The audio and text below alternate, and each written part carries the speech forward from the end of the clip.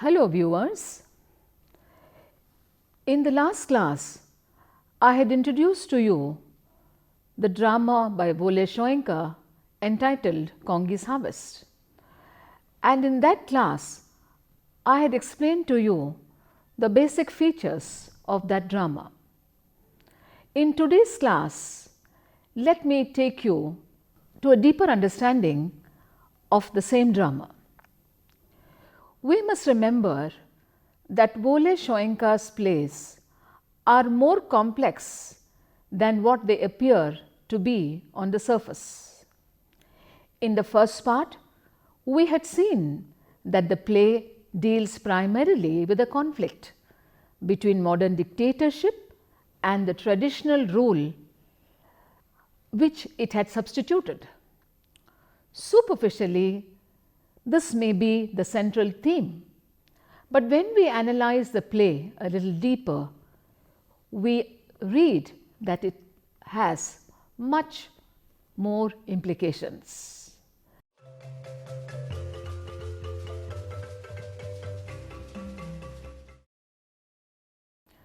The first and the most important character, the protagonist of the play, as we have already seen, is named Kongi. Kongi in the drama represents death, destruction and negativity. As we have seen in the earlier class, he is filled with hatred and he is full of misery.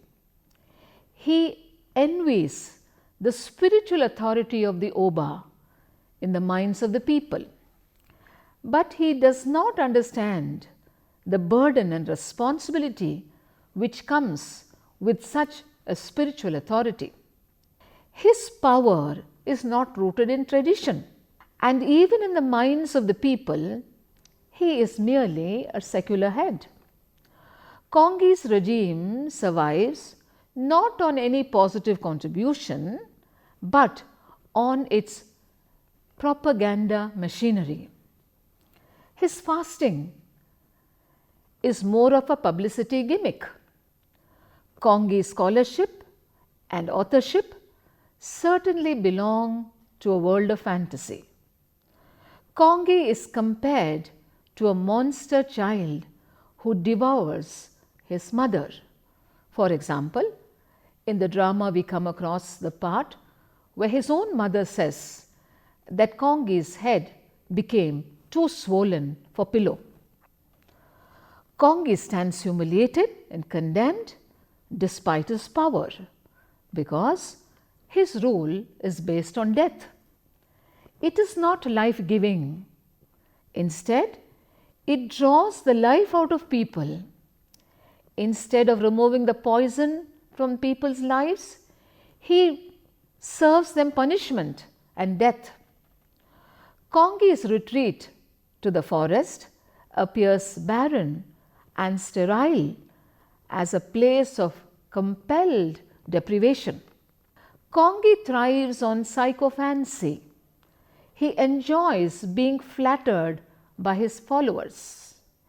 He strikes a variety of dramatic poses for the benefit of the international press and photographers, but he pretends as if he does not know about the photographer's presence. In fact, we find in the drama how Kongi loves to encourage the media so that he would enjoy wide coverage. The reformed Aweri only profess loyalty to Kongi, but at heart they resent his behavior and treatment. Kongi has little faith in values such as peace and harmony. Basically, the rule of such a leader is marked by a series of unrests resulting in atrocities. Even the reformed Aweri is not above the threat of punishment and death by Kongi. He is a dictator driven by such an absolute lust for power that he requires the sacrifice of all moral figures and authority in society. In other words, Kongi is a ruthless dictator. Let us now look at the second most important character, Oba Danlola. Oba Danlola is the deposed king, leader of the past regime of Isma or Ismaland. He, when the drama opens, is in preventive detention, but he still retains the spiritual authority, and this makes him a highly venerated figure in his place. Danlola symbolizes love and affection between the ruler and his people. He symbolizes sacrifice and life. Although he is defeated, Oba Danlola still occupies a lofty place in the minds and hearts of the people. In the first part of the play, Hemlock, the prologue, we see that the position of the Oba comes with much responsibility attached to it. In order to remain lofty in the psyche of the public, he is compelled to live up to very high standards or an awesome reputation. According to the Yoruba tradition, the Oba should be ready to even lay down his life to protect his people from danger. The spectacle that people view in public is the new yam being eaten first by the Oba. What they do not know is that the Oba first ensures that the poison has been removed from the root of the yam. In doing so, his own life is endangered. In order to make eating and living safe for the people, the Oba does this. Indeed, this is the greatest responsibility of a benevolent leader. Only when a leader is willing to do this does he earn the love and support of his subjects, and they give him a place in their hearts. The powers of the Oba, which include the sacred, actually acquire deep spiritual bonds. Such powers cross even the borders of life and mortality. It is believed that he not only gives life to the living, but is also connected with the bringing of new life into the world. Because of this moral superiority, Oba Danlola's rule has its unique appeal and enjoys a distinct moral stature which can never be acquired by Kongi.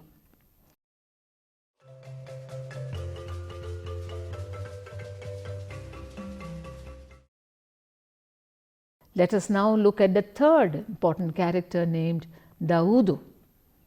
Daodu's character is very complex. He is a prince and the son of the junior Oba, Sarumi. Also, he is the heir to Danlola's throne.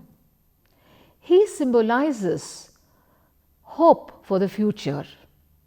This is very important. He is an absolute realist in his approach to life. He does not entertain any illusions. He does not prefer to depend on the unstable throne, but with the ever dependable Mother Nature. He is a prince turned peasant who produces the giant yam. Like some of the members of the new regime, he has been abroad and he has been influenced culturally by these trips abroad. It was said of Daodu, lately returned from everywhere and still trying to find his feet. Nevertheless, he has not severed his traditional links, and this is a point you must understand. Although Daodu has been abroad for several times, Although his mind is not very clear, yet his links to the tradition is very strong. After his experience of visiting many other countries, he has returned to the earth and his traditional ties. And this is where Daodu's real strength lies. While he has been open to the influences from other cultures, he has retained his connection with humanity and with the source of life. Also, unlike Kongi, who denies himself an active physical or a sexual life, which indicates his denial of life itself, Daodu, on the contrary, is shown to be in a physical, intimate relationship with Segi. The earth blesses him with the maximum yield. Daodu is a symbol of the harvest. The sexuality attributed to him is associated with fertility. Daodu stands for the forces of life and fertility as opposed to the forces of death and deprivation represented by Kongi. Now we come to the only woman character, Segi. She is one of Soyinka's extraordinary women characters. Men are both fascinated by her and they are also in awe of her. Her serpentine beauty instills fear in men. Being an embodiment of sex, Segi reflects the creative principle of procreation. Her complex nature does not allow her to have an easy relationship with men. Many dislike her and they also do not trust her. Oba Danlola calls her a right cannibal of the female species and the secretary calls her a witch. Eventually, Oba recognizes her as an ally. Segi is presented as a woman of depth and resource. She represents fertility and the Mother Earth. Earlier, she had been romantically involved with Kongi. In the play, she trusts Daodu, who to her represents new life and hope, unlike Kongi, who symbolized negativity and death. Her relationship with Daodu explains the intimate tie between the fertile soil and the hand that makes it yield. Segi is a symbol of sex, reproduction, and growth. She brings to Daodu an almost symbolic acceptance of his sexual role on the eve of the harvest. She plays a vital role in defeating Kongi. In a climatic scene at the state dinner, Segi presents Kongi with the disembodied head of her father. Now we come to the organizing secretary. It's a minor character. I'll talk about it very quickly. In the first part of the play, the organizing secretary is shown moving from one setting to the other. This implies a shift from death to life, from stagnation to growth. He is seen shifting from Kongi's retreat to Segi's club.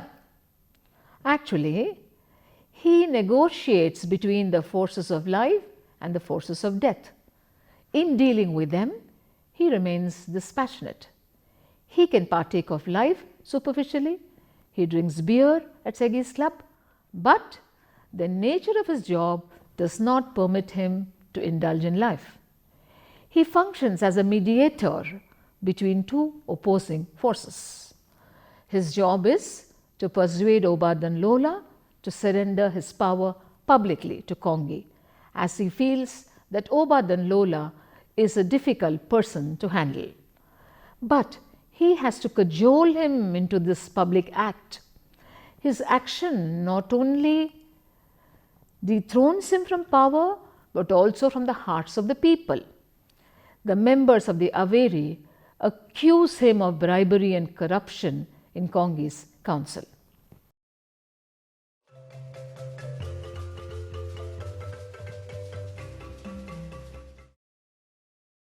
At the surface level, Kongi's harvest represents a clash, as I have told you, between modern dictatorship and traditional kingship, which it has succeeded in replacing.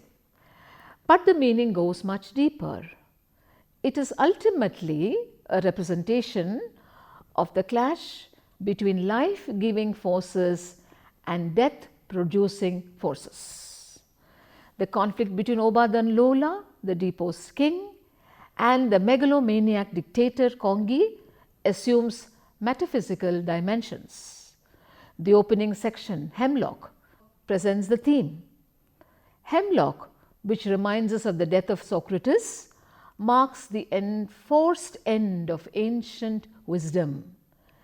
It is the poison that is at the very root of tyranny.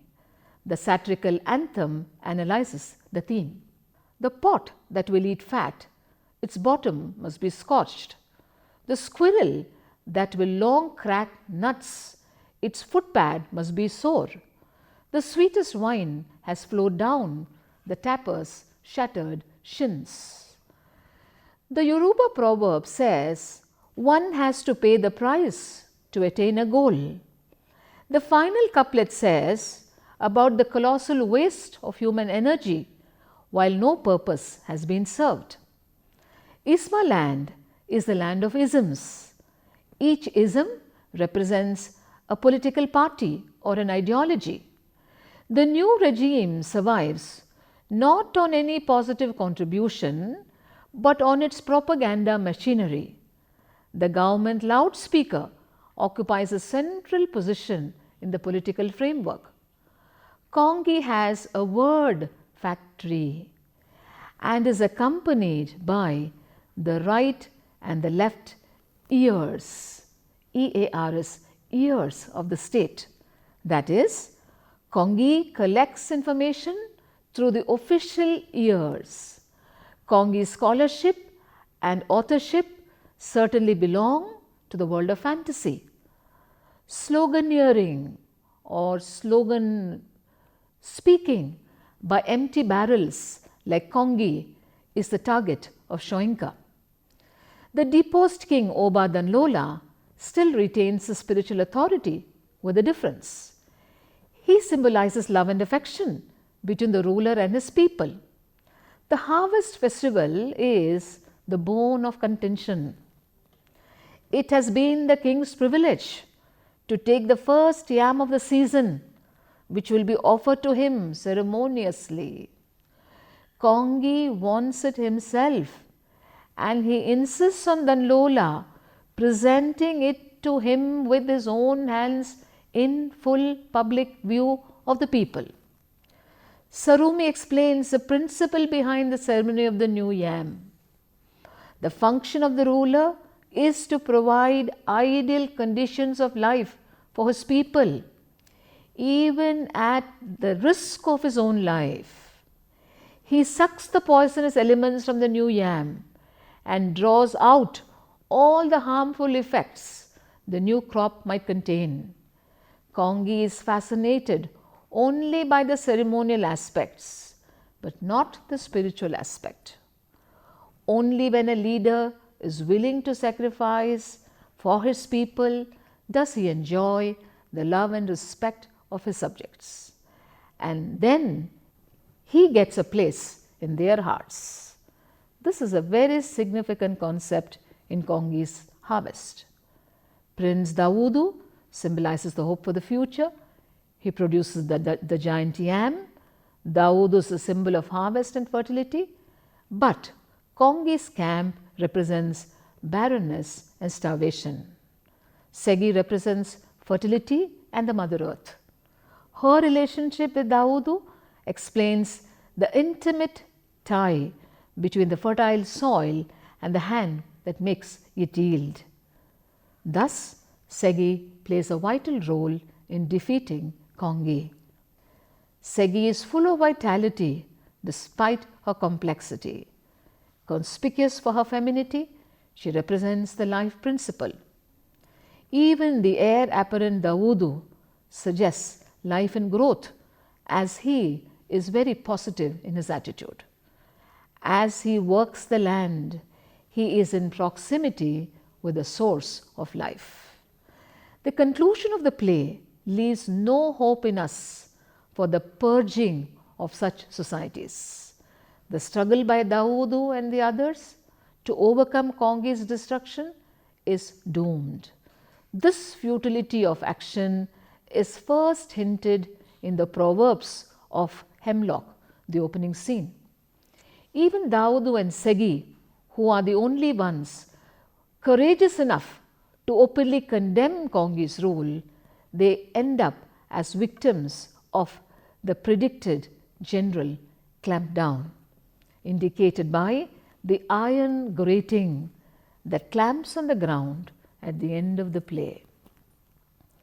The local resources, the manipulation of language, appropriate use of myths, proverbs, the traditional music have all been exploited to the maximum advantage in the play. The play breathes the very spirit of the native soil.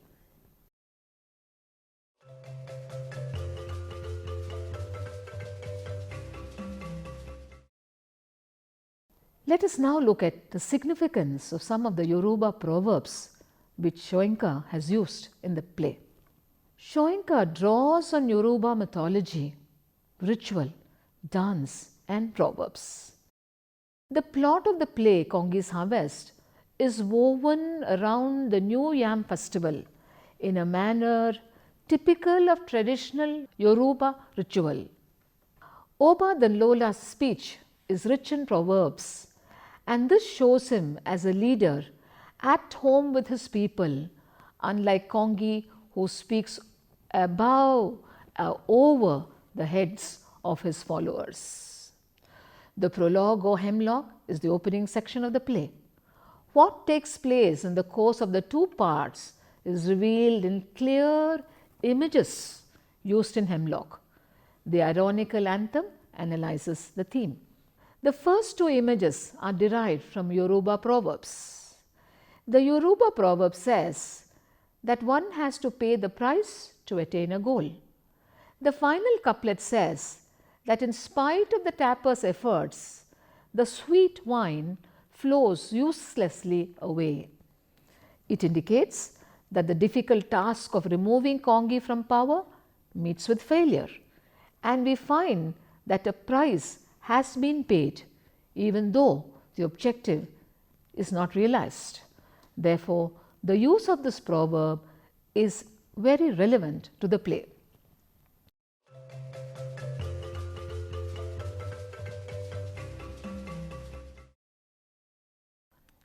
Let us now discuss tradition versus modernity as an important aspect of the play.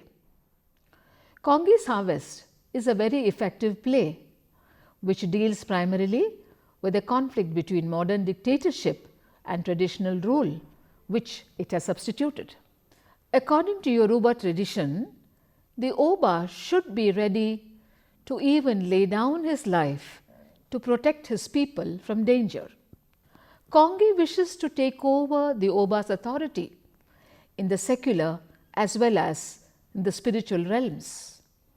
That is why in the ceremony of the New Yam, Oba Danlola is instructed to hand over the new yam to Kongi. But Kongi does not understand the great burden and responsibility which comes with it. It is the duty of the Oba to suck the poisonous elements out of the new yam. Only when a leader is willing to sacrifice his life for his people does he earn the love and support of his subjects.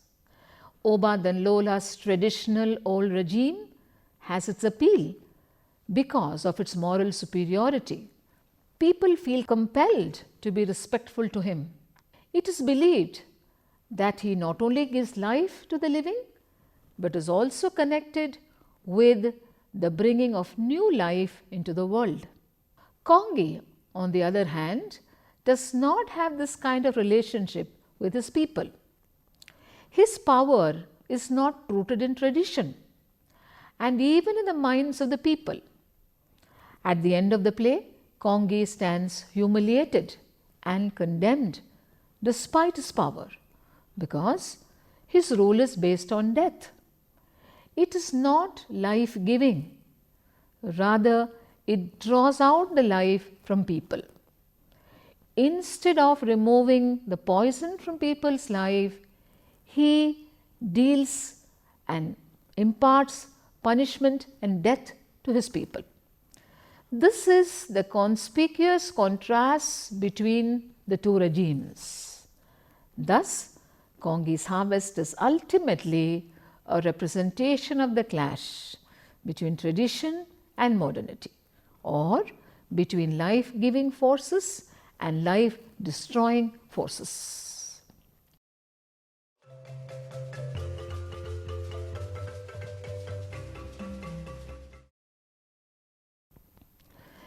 Let us look at the final aspect of the play, and that is the biblical parallels used by Soyinka. Soyinka, we must understand, is a secular humanist. He uses themes and images from the Holy Bible, from the Christian faith, and also from his Yoruba ethnic religion to explore issues of life and leadership in contemporary Africa. Like his other plays, in Kongi's Harvest too, he has drawn a parallel from the Holy Bible. At the harvest festival, Segi presents Kongi with a dead man's head on a platter. Kongi is shocked, even terrified, and he opens his mouth wide in speechless terror. This is a biblical parallel that refers to the head of St. John the Baptist. Kongi is a tyrant, obsessed with power. He usurps the moral and religious authority of both Christianity and the Yoruba religion. Kongi's harvest is not the traditional yam festival of the Yoruba alone. It is a harvest of death and horror. So, to continue the biblical parallel, Kongi turns out to be Herod. Who is Herod? Herod was the king of Egypt who ordered the beheading of St. John the Baptist. And his daughter Salome brings to her mother the head of John the Baptist as a gift. In this drama, Kongi turns out to be just like Herod and not Christ, and the decapitated head of his enemy is brought to him at the feast instead of the sacred yam. So finally, viewers, we have examined and studied both parts of Kongi's Harvest. In part 1, I have explained to you the basic features of the drama, including the list of characters and the plot and structure. While in part 2, I have discussed with you many important aspects or dimensions of the play. I believe that if you put both these lessons together, you would be able to have an in-depth view of such a powerful drama as Kongi's Harvest by Wole Soyinka. Thank you.